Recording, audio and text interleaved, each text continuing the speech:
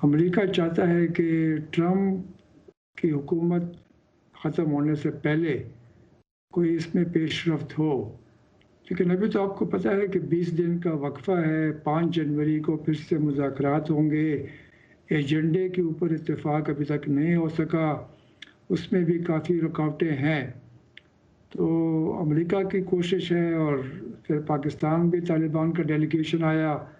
अफ़गान हुकूमत ने एक नया मुतालबा कर दिया कि ये मुज़ाकरात का अगला दौर अफ़गानिस्तान के अंदर होना चाहिए।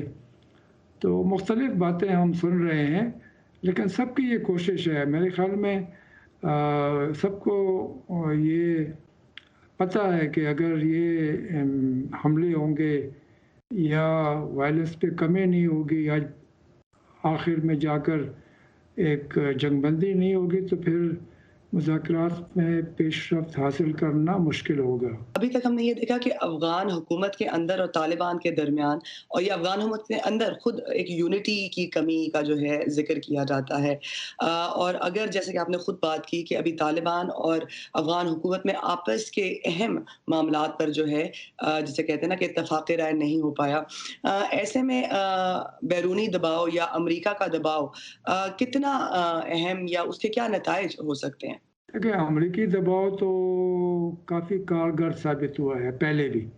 अशरफ गनी तालिबान कैदियों को रिहा करने को तैयार नहीं थे और उनका जवाब ये था कि वो इस बातचीत में शामिल नहीं थे और ये मुआहदा उनसे नहीं हुआ, हालांकि कैदी सारे उनके पास थे। लेकिन जब अमेरिका का दबाव आया तो बिलाखिर उनको रिहा करना पड़ा।